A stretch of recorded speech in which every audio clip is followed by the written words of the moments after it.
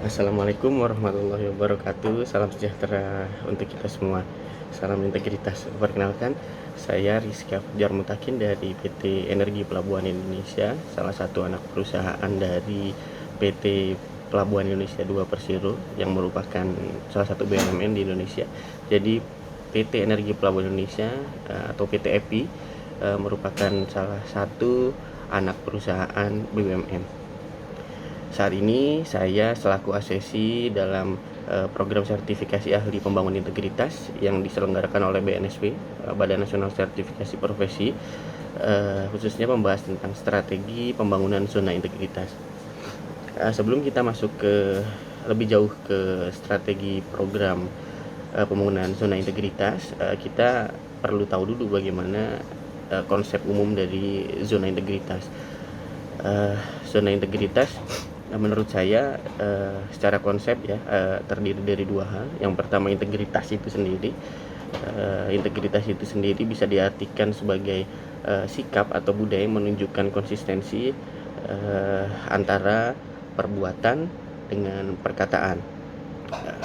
Kemudian integritas juga bisa diartikan sebagai perbuatan atau sikap untuk menolak segala tindakan tercela yang dapat merugikan baik diri sendiri maupun instansi. Zona integritas sendiri dapat digambarkan sebagai unit-unit kerja, unit-unit atau instansi pemerintah atau BUMN atau anak perusahaan BUMN yang telah menerapkan budaya integritas di dalamnya.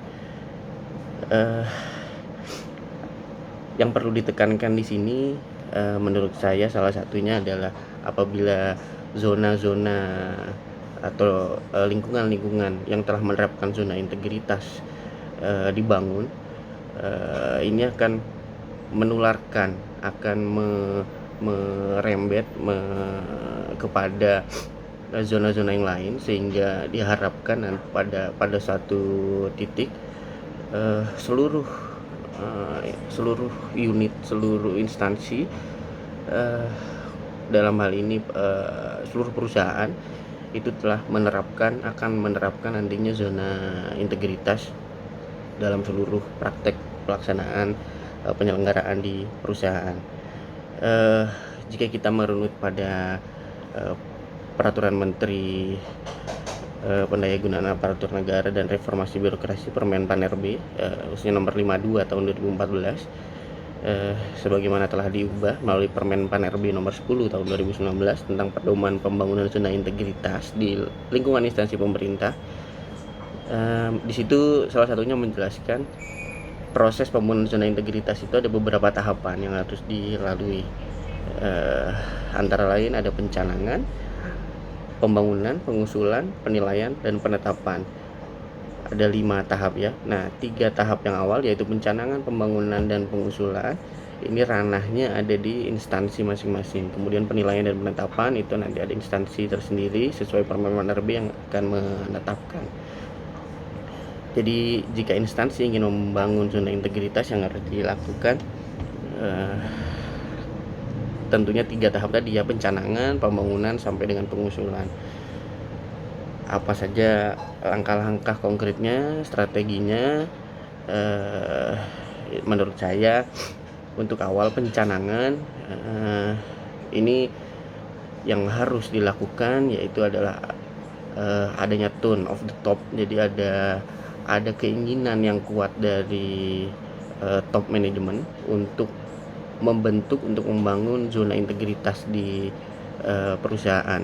Jadi dalam hal ini ada di apakah itu direksi atau dewan komisaris dari top manajemen mencanangkan penerapan zona integritas yang akan dilakukan atau akan dibangun di perusahaan.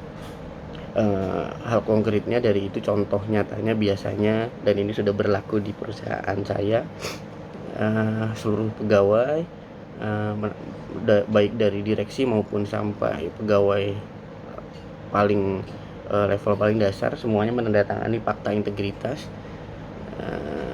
yang menyatakan di situ menyatakan bahwa kurang lebih seluruh pegawai, seluruh personil yang menandatangani fakta integritas tersebut siap menjalankan tugas dan pekerjaannya masing-masing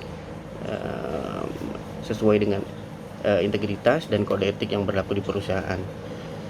Kemudian jika itu sudah dicanangkan dengan baik oleh dari top manajemen dan dipahami sampai seluruh level pegawai, tahap kedua adalah pembangunan zona integritas. Ada tahap pembangunan, jadi pembangunan dari pembangunan zona integritas itu sendiri. Ini menurut saya pembangunan sistem ya, biasanya membangun berbagai instrumen, SOP, peraturan untuk mencegah terjadinya tindak pidana korupsi atau perbuatan tercela atau KKN atau perbuatan lainnya. Sebagai contoh konkretnya, ini sebagian sudah dijalankan, sebagian masih dalam proses. Kalau di perusahaan saya membangun sistem pengendalian gratifikasi, membangun adanya sistem whistleblowing system, membangun sistem pengendalian internal yang kuat,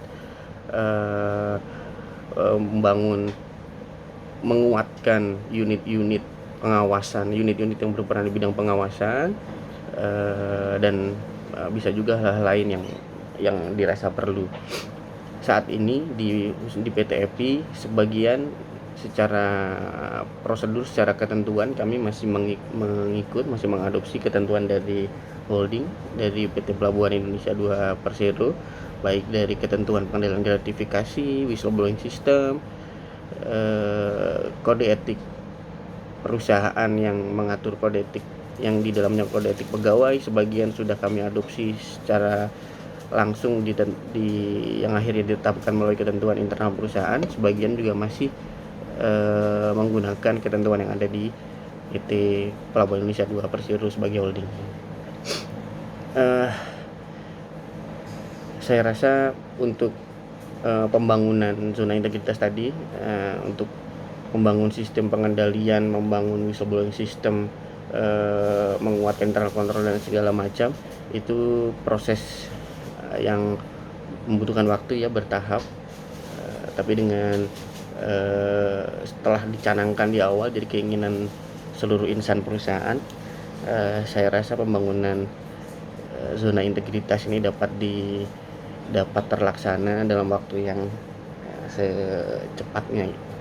Kemudian ketika nanti dirasa pembangunan zona integritas sudah cukup dan memadai, itu dari baik penilaian sendiri, self assessment, nanti bisa juga dinilai oleh pihak independen apakah pembangunan zona integritas ini sudah cukup memadai. Jika sudah cukup, ya perusahaan bisa mengusulkan untuk ditetapkan sebagai zona integritas. Kenapa penting? Ketika telah ditetapkan, maka nantinya akan menimbulkan efek internalisasi budaya integritas yang ada di perusahaan. Oke, saya rasa untuk strategi pembangunan zona integritas cukup itu. Semoga baik di tempat saya maupun di tempat lain yang belum menerapkan zona integritas dapat segera terwujud. Harapannya Indonesia bebas korupsi 2045, cita-cita seluruh rakyat Indonesia dapat terwujud, dimulai dari unit-unit kita sendiri, dari instansi kita masing-masing, dimulai dari penerapan zona integritas. Terima kasih. Wassalamualaikum warahmatullahi wabarakatuh.